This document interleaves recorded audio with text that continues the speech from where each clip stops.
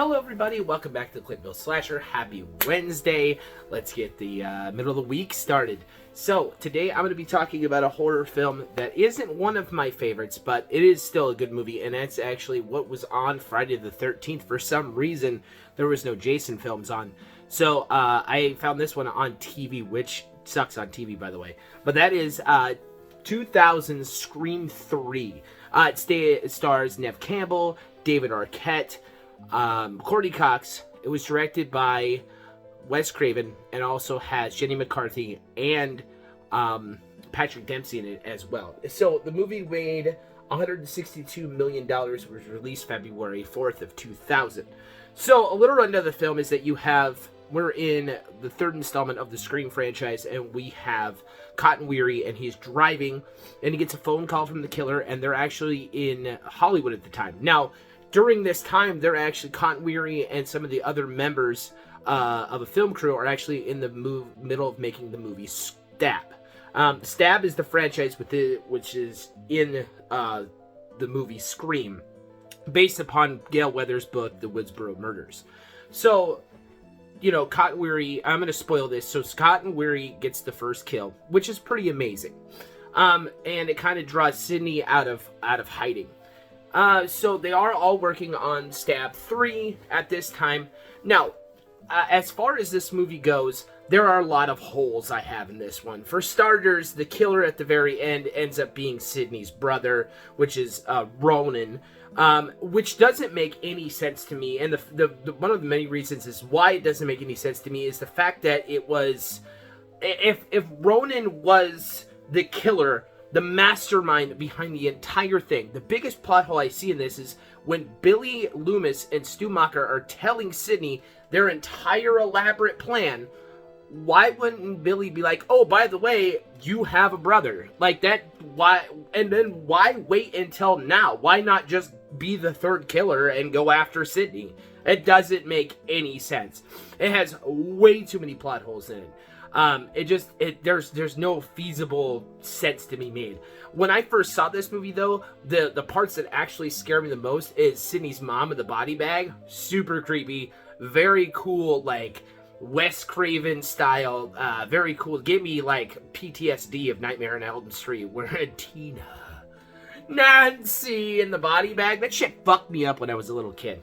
So, yeah, that gave me some PTSD from Nightmare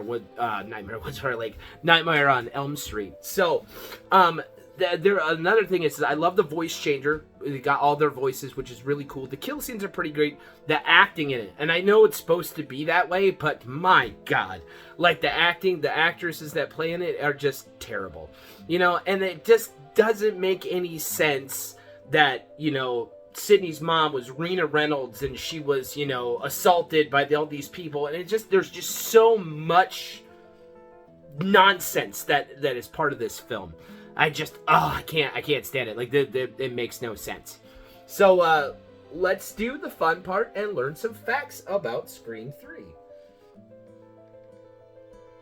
Let's see here. Oh, not fax machine.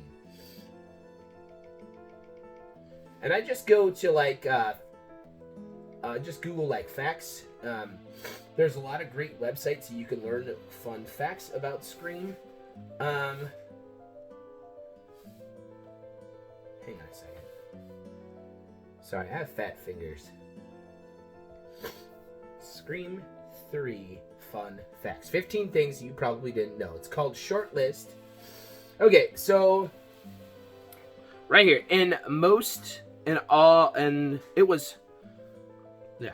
it was almost changed from the third film to the new screenwriter, bringing the mayhem to Hollywood, a perfect choice given the themes brought up in the first two chapters.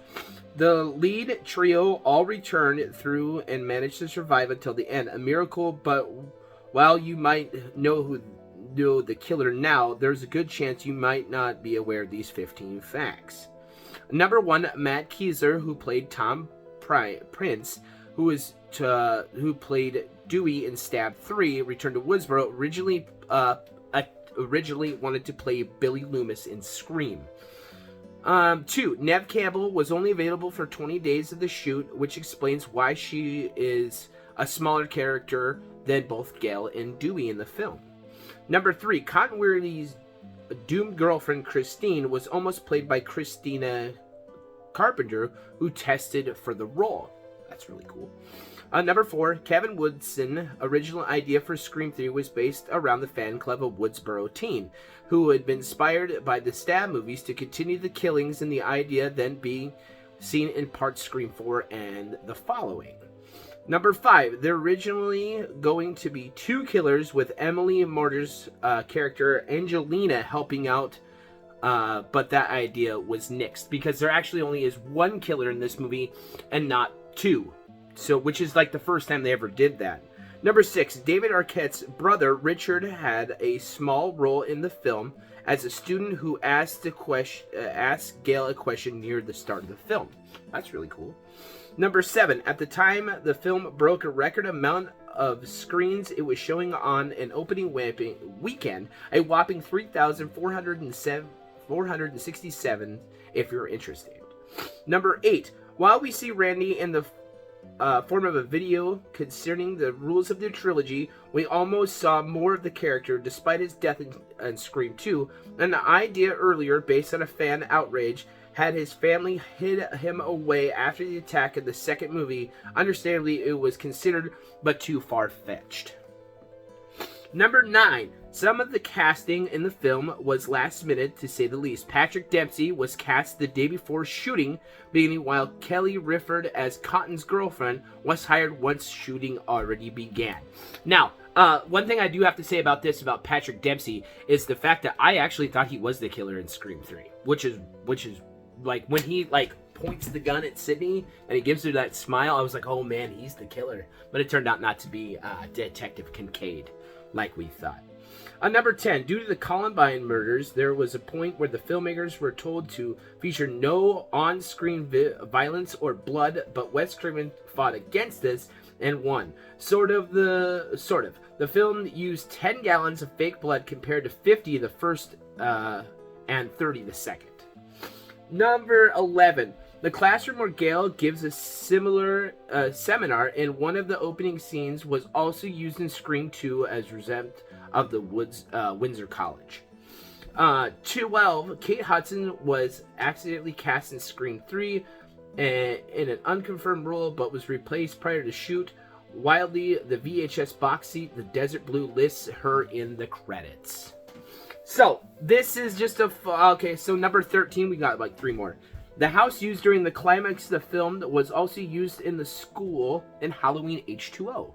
Oh, I think I knew that. Number 14, the original ending continued with more Randy's videotape playing Sydney's living room as he talks about genres other than horror and how a happy ending would be nice. The footage was never shot, including on a DVD or Blu-ray version in the film.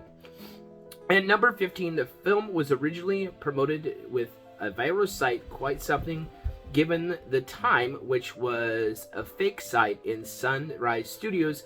The site has archived and can be seen here, and there's a link. So if you guys want to find this, this is called Shortlist on Google, and it's 15 things you may not have known about Scream 3. So if you want to check that out, it's on Google. That's where I found it. If you are a fan of Scream 3, sorry to say, your movie sucks. What do you think, Evie? Yeah, your movie sucks. Your movie sucks. So if you're new to the channel, please like, comment, and subscribe. We post every Monday, Wednesday, and Friday. And if you're new to the channel, that's what we do. Stay horror. Have an awesome Wednesday. Be excellent to each other. Be nice to each other, right? And we want to be nice to each other. We want to be friends. And we're almost at 200 subs, and I'm going to be doing a 200 sub giveaway, t-shirt giveaway. So make sure you tell your friends. And stay horror. Have an awesome week. We'll see you Friday.